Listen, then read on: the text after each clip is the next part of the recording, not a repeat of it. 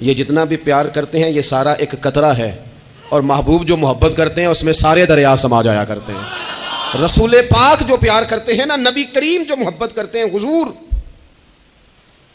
اور حضور کو سب سے زیادہ غم کیا رہتا تھا؟ روزی روٹی کا نہیں۔ ایک مقام ایسا بھی آیا کہ جہاں میرے نبی پاک علیہ الصلوۃ والسلام نے فرمایا اگر میرا کوئی امتی دنیا سے چلا جائے اور ترکہ چھوڑ کے جائے، جائیداد چھوڑ کے جائے، مال و اسباب چھوڑ کے جائے، تو وہ اس کی اولاد میں بانٹ دینا، لیکن اگر اس کے ذمے قرضہ ہو تو میرے پاس آ جانا، میں اس کا قرض ادا کر دوں گا۔ نبی پاک صلی اللہ تعالیٰ علیہ وسلم نے اپنی رحمت کے ساتھ امت کو جو حصہ عطا فرمایا، اور جس طرح سے حضور سید عالم صلی اللہ تعالیٰ علیہ وسلم نے ہمیں یہ اسباق پڑھائے، اس طرح ہونا نہیں چاہیے تھا جو ترتیب آج دنیا میں لگ گئی ہے، اور جس انداز میں مسلمان اپنے صبح و شام گزار رہا ہے۔ آپ یقین کریں کہ کبھی کبھی یوں محسوس ہوتا ہے کہ جیسے خالص رشتوں کا ہونا اور اخلاص کا موجود ہونا اور للہیت کا نصیب ہونا، یہ شاید کوئی بے موسمہ سا پھل ہو گیا ہے۔ شاید یہ کہ اب ڈھونڈنے سے، تلاش کرنے سے بھی ایسی چیزیں میسر نہیں آئیں گی کہ لوگ اللہ تعالیٰ کی رضا کو پیش نظر رکھیں۔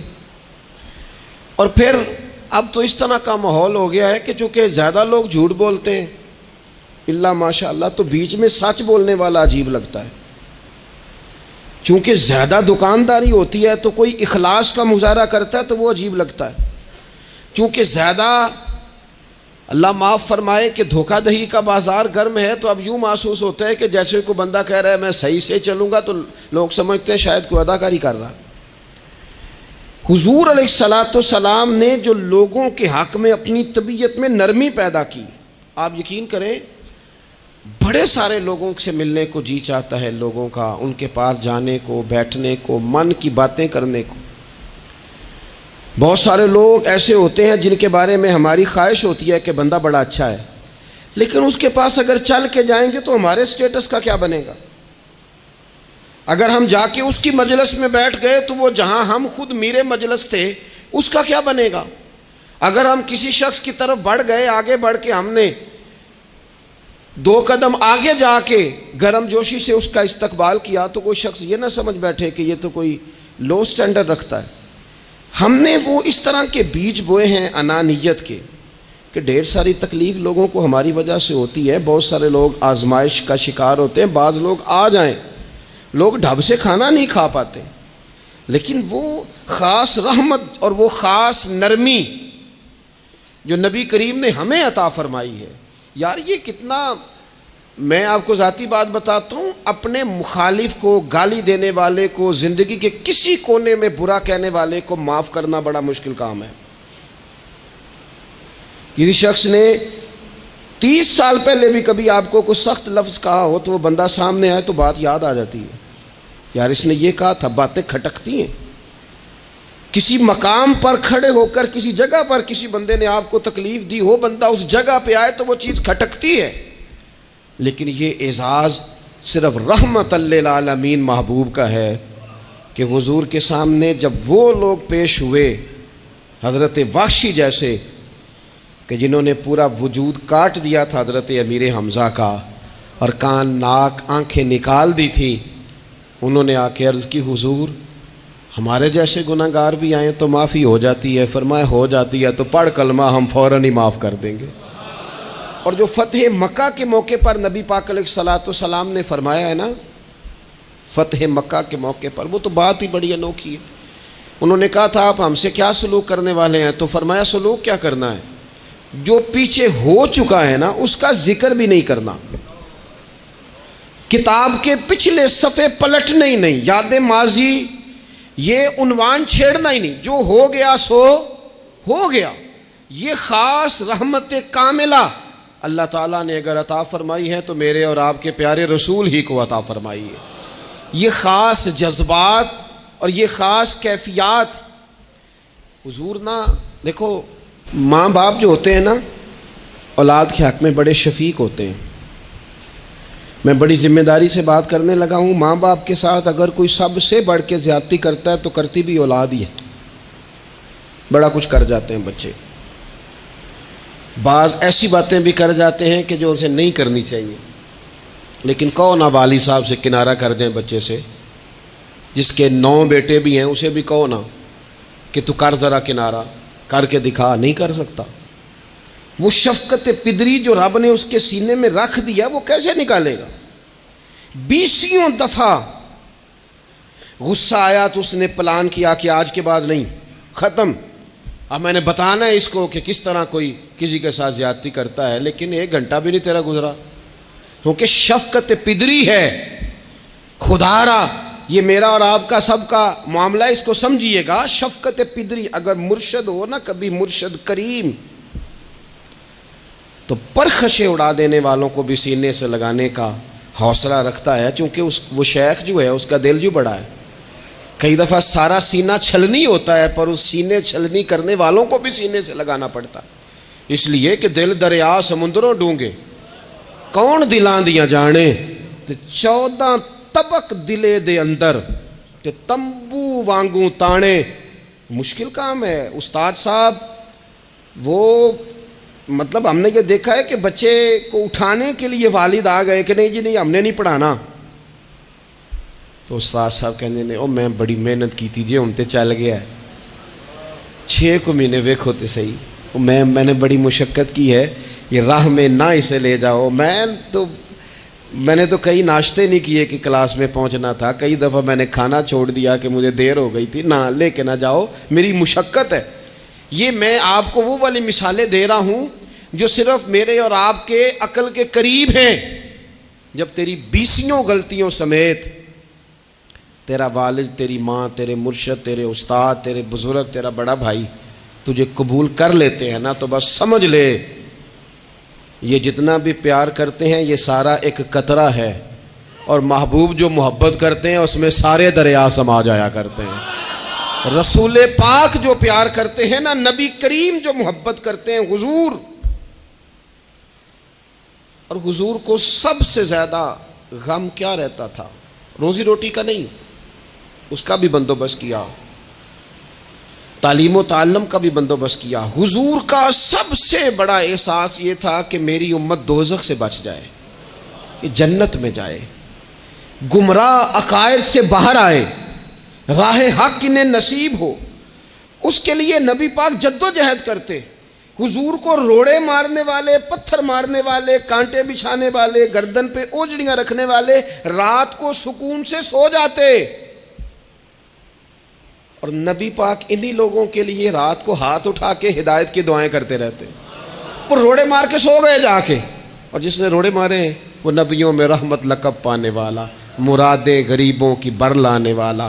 اور کسی نے کہا تھا لے کے پہلو میں غم امت نادار آئے، لے کے پہلو میں غم امت نادار آئے۔ وہ دیکھو امتی امتی کہتے ہوئے سرکار آئے۔ وہ دیکھو نا، امتی امتی کہتے ہوئے، لے کے پہلو میں غم امت نادار آئے۔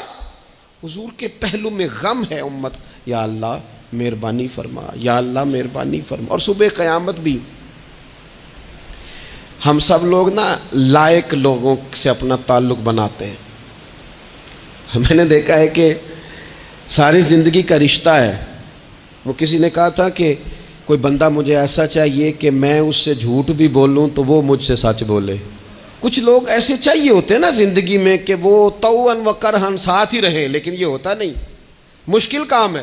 لوگ کہتے ہیں اگر لائق ہے تو میرا ہے، نالائق ہے تو پھر میرا، بنتے نہیں۔ یقین کریں آپ سے زندگی میں کوئی خطا ہو گئی کو آپ کا بننے کو تیار نہیں ہوتا، کہتا میرا نہیں تعلق بھائی، میں اس کے لین دین کا بالکل ذمہ دار نہیں، میرا اس کا کوئی رشتہ نہیں، تو جان یہ جان، کاٹ دیا۔ اور اگر گناہ ہو گیا، غلطی ہو گئی، انسان سے ہو جاتی ہے، اپنی ساری غلطیوں سمیت اپنے آپ سے پیار ہے، اور دوسرے سے ایک ہو جائے تو۔ لیکن کچھ لوگ ایسے ہوتے ہیں، حضور غوث پاک کے مدرسے کے اساتذہ نے کہا تھا حضور سبق بانٹنے ہیں، پیریڈ لگانے ہیں، آپ کو کون سی کتاب دے دیں، فقہ، اصول، تفسیر، حدیث، کیا پڑھائیں گے؟ تو آپ فرمانے لگے نہیں تم مجھے سبق نہ کوئی دو، تم اس طرح کی تقسیم کرو کہ لائق بچے سارے تم رکھ لو، نالائق سارے مجھے دے دو۔ حضور علیہ الصلوۃ والسلام نے فرمایا قیامت کے دن جو بڑے بڑے گناہگار ہوں گے نا، بڑے بڑے، وہ میری چادر کے نیچے چھپے ہوئے ہوں گے۔ چور حاکم سے چھپا کرتے ہیں یا اس کے سوا؟ تیرے دامن میں چھپے چور انوکھا تیرا۔ اور حضور ہمارے وکیل نہیں، حضور ہمارے شفیع ہیں، حضور ہماری وکالت نہیں کریں گے، حضور ہماری شفاعت کریں گے۔ وکیل وہ ہوتا ہے جو کٹہرے میں کھڑا ہو کے جج صاحب سے کہتا ہے اس نے کوئی جرم نہیں کیا، بلا وجہ الزام لگایا گیا ہے، اس نے کوئی خطا نہیں کی، یہ ذاتی اناد پال رہے ہیں، یہ بندہ ہی بڑا اچھا ہے، یہ تو تھا ہی نہیں موقع پہ، اس نے تو کیا ہی کچھ نہیں، وکالت کرتا ہے اسے معاف کر دو، یہ وکیل ہوتا ہے۔ اور شفیع وہ ہوتا ہے جو کہتا ہے اس نے سارا کچھ ہی کیا ہے پر میں جو آ گیا ہوں، سارے جرم اس نے کیے ہیں پر میں آ گیا ہوں نا، میرا آنا دیکھا جائے اور اسے معاف کر۔ تو نبی کریم علیہ الصلوۃ والسلام نے خاص، اور پھر کچھ ایسی چیزیں جو بالکل سادی تھیں، اس کا بھی نبی پاک صلی اللہ تعالیٰ علیہ وسلم نے لوگوں پر بوجھ نہیں ڈالا۔ حضرت سیدنا ابن مسعود رضی اللہ تعالیٰ عنہ فرماتے ہیں، مسلم شریف میں موجود ہے، کہتے ہیں حضور ہمیں کبھی کبھی واعظ سنایا کرتے تھے، ہر روز تقریر نہیں سناتے تھے۔ یا رسول اللہ صلی اللہ علیہ وسلم ہمارا دل کرتا ہے، فرمایا میں نہیں چاہتا کہ تم تکلیف میں آ جاؤ۔ حضور فرماتے ہیں میں لمبی نماز پڑھانا چاہتا ہوں، پیچھے سے کوئی بچہ رو پڑتا ہے، میں اللہ کی نماز مختصر کر دیتا ہوں۔ نبی پاک صلی اللہ تعالیٰ علیہ وآلہ وسلم کی عادت مبارکہ تھی، حضور سواری پہ چل رہے ہوتے تھے تو کوئی غلام ساتھ چلنا چاہتا تھا تو فرماتے تھے تو میرے ساتھ آ کے سواری پہ بیٹھ جا۔ یا رسول اللہ میں آپ کے ساتھ نہیں بیٹھ سکتا، میں تقاضا ادب ہے کہ میں آپ کے ساتھ نہ بیٹھوں، تو حضور فرماتے پھر واپس چلا جا، میری طبیعت گوارا نہیں کرتی کہ میں سواری پہ چلوں اور میرے ساتھ جو لوگ ہیں وہ پیدل سفر کریں۔ احساسات، جذبات، محبوب کریم کو اللہ تبارک و تعالیٰ نے جو دل عطا کیا، آپ دیکھیں چھوٹے چھوٹے بچوں، وہ ہمارے ہاں نا جی بزرگ ناراض نہ مجھ سے ہو جائیں، ہمارے ہاں بزرگ بعضوں کا شکوہ کرتے ہیں، کہتے ہو کاکا ادھر آئے نا تو میرے نہ سلام نہیں لئی، بھئی آپ لے لیتے سلام، یہ کچھ جھگڑے والی بات ہے، آپ سلام کر دیں۔ رسول پاک کی عادت مبارکہ تھی کہ چھوٹے چھوٹے بچے گلیوں میں ہوتے تو حضور آگے بڑھ کے خود انہیں سلام کہتے، ان کے سروں پہ دست شفقت پھیرتے، ان کی چھوٹی چھوٹی باتیں سنتے، ان کے سوالات کے جواب ارشاد فرماتے۔ اللہ کے پیارے رسول صلی اللہ تعالیٰ علیہ وسلم کا تو یہ معاملہ تھا کہ عبادت کے معاملے میں بھی جب ایک شخص نے کہا کہ یا رسول اللہ میں ساری رات نماز پڑھا کروں گا، سارا دن روزہ رکھوں گا، تو حضور نے فرمایا نہ، آنکھیں تکلیف میں آ جائیں گی، وجود تھک جائے گا۔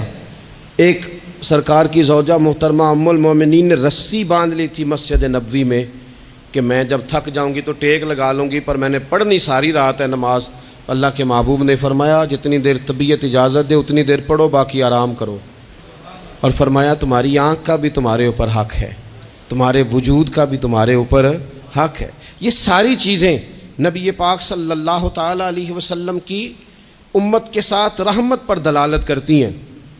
اسی طور پر آپ دیکھیں کہ نبی کریم علیہ السلام نے 2-3 دن تراویح پڑھی، پھر صحابہ جمع ہو گئے، زیادہ لوگ آ گئے تو سرکار اندر سے باہر ہی نہیں آئے، حجرے میں رہے۔ فجر کے وقت آئے تو فرمایا مجھے پتہ تھا تم سارے انتظار میں ہو اور تم نے دیر تک میرا انتظار کیا، میں جان بوجھ کے نہیں آیا۔ کیوں نہیں آئے یا رسول اللہ صلی اللہ تعالیٰ علیہ وسلم؟ تو حضور فرمانے لگے اس لیے نہیں آیا کہ اگر میں آ جاتا اور کچھ دن مستقل یہ نماز پڑھتا تو میرے دل میں خیال آیا کہیں رب کریم اسے فرض نہ کر دے، تمہیں مشقت ہوگی، تمہیں تکلیف ہوگی، لہٰذا میں حضور دل چاہ رہا ہے نفل عبادت کو، اس لیے نہیں کر رہے کہ امت پر کہیں ضروری ہو جائے۔ حضرت سیدنا عباس فرماتے ہیں کہ ایک انصاری صحابی رات کو مسجد نبوی شریف میں داخل ہوئے، ان دنوں جن دنوں وہ بدر کے قیدیوں کو لایا گیا تھا، تو ان قیدیوں کو رسیاں صحابہ نے زور سے باندھ دی تھی، تو کہتے ہیں کہ میں نے دیکھا نبی کریم علیہ السلام بڑی بے چینی کے عالم میں کبھی ادھر جاتے کبھی ادھر آتے۔ میں نے عرض کی یا رسول اللہ صلی اللہ تعالیٰ علیہ وسلم خیریت ہے؟ تو حضور نے فرمایا ان قیدیوں میں میرے چچا جناب عباس بھی ہیں، وہ ہائے ہائے کرتے ہیں تو مجھے نیند نہیں آتی. چلو زیادہ نہیں تو تھوڑا احساس کبھی چچا کا بھی پیدا کرنا چاہیے. ویسے چچا چاند نہیں ہوتا، چندہ ہمیشہ ماموں نہیں ہونا ہے. چچا جتنا مرضی بھی خوبصورت ہو بیچارہ چاند ہو سکتا نہیں، چندہ ماموں نہیں ہونا ہے، پکی بات. تو کبھی چچا کا بھی احساس کرنا چاہیے. نبی کریم علیہ السلام نے فرمایا چچا ہائے ہائے کرتے ہیں تو مجھے نیند نہیں آتی. وہ انصاری صحابی فرماتے ہیں کہ میں دوڑا گیا اور میں نے جا کے معلومات کی کہ حضرت عباس رضی اللہ تعالیٰ عنہ کو کہاں باندھا گیا ہے. فرماتے ہیں میں جا کے حضرت عباس کی رسیاں ڈھیلی کر کے آیا تو وہ سکون میں آ گئے. تو آ کے حضور علیہ السلام کو میں نے دیکھا تو سرکار بھی زمین پر بیٹھ گئے، لیکن ابھی چہرے پر بے چینی باقی تھی. میں نے عرض کی حضور میں رسیاں ڈھیلی کر رہا ہوں جناب عباس کی، آپ آرام سے سو جائیں. تو یہاں تک نہیں یہ رحمت رکتی. یہ رحمت کسی مقام پر محدود نہیں ہوتی. میرے کریم کا کرم ہمیشہ برستا ہے تو بغیر رنگ و نسل ہر جگہ برستا ہے. حضور علیہ الصلوۃ والسلام نے فرمایا صرف عباس نہیں، جا سارے قیدیوں کی رسیاں ڈھیلی کر کے آ. سب کو یہ کون لوگ ہیں؟ یہ بدر میں پھول لے کے آئے تھے، یہ گجرے لے کے آئے تھے پھولوں کے، خوشبو کا تحفہ دینے آئے تھے، یہ تو تلواریں لے کے آئے تھے. لیکن یہ اعزاز ہے میرے نبی پاک کا کہ اللہ نے حضور کو رحمت للعالمین بنایا ہے. دلوں کے اندر اتنی گنجائش رسول پاک نے پیدا کی. فرمایا سب کہ رسیاں ڈھیلی کرو تاکہ میں آرام سے سو جاؤں. طبیعتوں کی سختی، مزاجوں کا تلخ پن، اپنی ذات کے خول میں بند ہو کے زندگی گزار دینے والے لوگ، اپنے آپ سے شروع ہو کر اپنے آپ پر ختم ہو جانے والا مزاج، جو میں سوچ رہا ہوں، جو میں دیکھ رہا ہوں، جو میری طبیعت فیصلہ کر رہی ہے، جس اینک سے میں معاشرے کو پڑھ رہا ہوں سارے معاشرے کو اسی طور پہ میں لے کے چلوں گا، یہ سوچیں درست نہیں. ہم نبی کریم علیہ السلام کے ماننے والے ہیں. ہمیں ان ساری باتوں کا خیال اور ادراک کرنا پڑے گا کہ جو ہمیں ہمارے رسول پاک نے سکھائی ہے. انسان پر بعض اوقات کچھ لوگ اس طرح کا بھی اس کے ساتھ رویہ اختیار کرتے ہیں کہ رد عمل کے طور پر کچھ کہنا پڑتا ہے. بعض لوگ سخت سست کہہ دیتے ہیں رد عمل کے طور پر، خود اس طرح کے نہیں ہوتے لیکن تانگ آمد بجانگ آمد. تو ایک دفعہ جب بڑی سخت تکلیف دی کفار نے تو صحابہ نے عرض کی یا رسول اللہ ان کے لیے دعا کریں یہ تباہ ہو جائیں. تو محبوب نے خود ان لفظوں کے ساتھ جواب دیا. فرمایا اللہ نے مجھے لعنت ملامت والا نہیں بنا کے بھیجا، مجھے رحمت للعالمین بنا کے بھیجا. انہیں ہر وقت تانے دیتے رہنا، ہر وقت کھڑے رہنا. یہ دیکھیں نا میرے ملک کا ماحول کیا بنا ہوا ہے. رائے کا اختلاف ہی ہے نا، لیکن جو دھینگا مشتی روز ہوتی ہے اور جو دھما چوکڑی روز مچائی جاتی ہے، روز جو نئی سے نئی کہانی پنپتی ہے.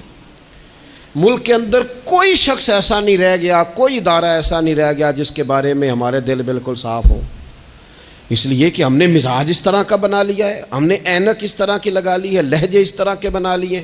حضور سید عالم علیہ السلام نے ایک دن فرمایا تھا مجھے کسی صحابی کے بارے میں کوئی بات نہ پہنچانا، کسی کی غلطی آ کے ڈائریکٹ مجھے نہ بتانا، میرے سامنے کچھ بھی ایسا نہ کرنا. یا رسول اللہ کیوں؟ فرمایا میں چاہتا ہوں میرے دل میں سب کے لیے گنجائش ہے تو گنجائش ہی رہے. لوگوں کو خوش گمان رہنے ہی نہیں دیا جاتا، اچھی سوچیں پیدا کرنے کے موقع ہی نہیں دیے جاتے. وہی بدگمانیاں ہیں، وہی ماحول کے اندر شدت ہے، وہی انداز ہمارا اس طرح کا ہے اور وہی کچھ ہم کر رہے ہیں اور سارے ہیں کہ ایک ہی لاٹھی کے ساتھ ہانکے جا رہے ہیں. خدا را چیزوں کو دیکھیں اور غور کریں کہ ہم نبی پاک صاحب الاولاق سید عالم صلی اللہ تعالی علیہ وسلم کے ماننے والے ہیں. پھر ایک اور بات، حضور کی رحمت چونکہ کامل ہے تو حضور علیہ السلام کا ایک طریقہ ہے. دنیا میں دو طرح سے لوگ اپنا آپ ثابت کرتے ہیں. ایک پورے ماحول میں لوگ اندھیرا کرنا چاہتے ہیں تاکہ میں صحیح طرح چمک جاؤں. وہ پھر بتاتے ہیں کہ اس وقت دنیا میں کوئی آدمی بھی میرے سوا ٹھیک نہیں ہے. کسی کا بھی تذکرہ ان کے سامنے کیا جائے تو ایک دو چار کمزوریاں اس کی وہ بتا دیتے ہیں، چونکہ وہ فل اندھیرا کرنا چاہتے ہیں اور سمجھتے یہ ہیں کہ جب میں اندھیرا کروں گا تو پھر میں زیادہ چمک جاؤں گا. اس لیے باقاعدہ منصوبہ بندی کی جاتی ہے اور باقاعدہ لوگ بٹھائے جاتے ہیں اور کردار کشی کرنا ایک پورا ماحول بنا دیا گیا، اور کوئی بھی شخص اس سے مبرہ نہیں، وہ دینی تعارف رکھتا ہو یا دنیاوی تعارف رکھتا ہو، سیاسی سماجی معاشرے میں کوئی مقام رکھتا ہو یا سیاسی قد کاٹ سے اس کا تعارف ہو، کردار کشی عام بنا دی گئی اور اس پر لوگ خوش ہوتے ہیں۔ میرے بھائیوں، نبی کریم نے بھی اپنا اثبات کیا ہے، لیکن رسول پاک کا طریقہ یہ نہیں ہے کہ کسی دوسرے کی نفی کر کے ہی اپنا اثبات ہوتا ہے۔ قرآن تو نبی پاک پہ نازل ہوا ہے نا، حضور قرآن لے کے آئے ہیں، پر اس قرآن میں تو حضرت موسیٰ کی تعریفیں بھی ہیں، حضرت عیسیٰ کے تذکرے بھی ہیں، جناب عیسیٰ کے معجزات بھی ہیں، اس میں تو حضرت نوح کا ذکر بھی ہے، اس میں تو حضرت آدم کا ذکر بھی ہے، اس میں تو حضرت یوسف علیہ السلام کے حسن و جمال اور کمال کے تذکرے، اس میں تو جناب لقمان حکیم کی حکمت اور دانائی کی بات ہے، اس میں تو حضرت خضر کا تذکرہ ہے۔ اس قرآن مجید کے اندر تو اولیاء اللہ کی شان ہے، اس میں تو ماں باپ کی فضیلت ہے، اس میں تو پڑوسیوں کی بات ہے۔ اس قرآن مجید نے تو غریب کی بات کی، یتیم کی بات کی، بیوہ کی بات کی۔ تو رسول کریم نے بتایا کہ دوسروں کو پیچھے کر کے اپنے آپ کو آگے نہیں کیا جا سکتا، تم سب کو ساتھ لے کے چلو، تمہیں اللہ امامت عطا فرما دے گا۔ حضور نے تعارف کرایا اپنی امت کو سارے نبیوں کا، رسولوں کا، حضور نے ان کے تذکرے کیے، احادیث میں ان کے تذکرے ہوئے، حضور نے ہر ایک کی شانیں بلند کر کر کے بیان کی اور فرمایا کسی نبی کی بات میرے ساتھ ملا کر اس طرح نہ کرنا کہ ان کی کسر شان ہو جائے معاذ اللہ، میرا اور اس کا تقابل اس طرح نہ کرنا کہ وہاں کسر شان۔ وہ کسی نے میرے اعلیٰ حضرت کے سامنے کہا تھا نا، شان یوسف جو دبی وہ بھی اسی در پہ دبی، تو اعلیٰ حضرت کہنے لگے حضور تو کسی کو دبانے آئی نہیں، یہ تو کیا بات کر رہا ہے، تو کہہ شان یوسف جو بڑی وہ بھی اسی در سے بڑی، یہ کہہ کہ نبی پاک تو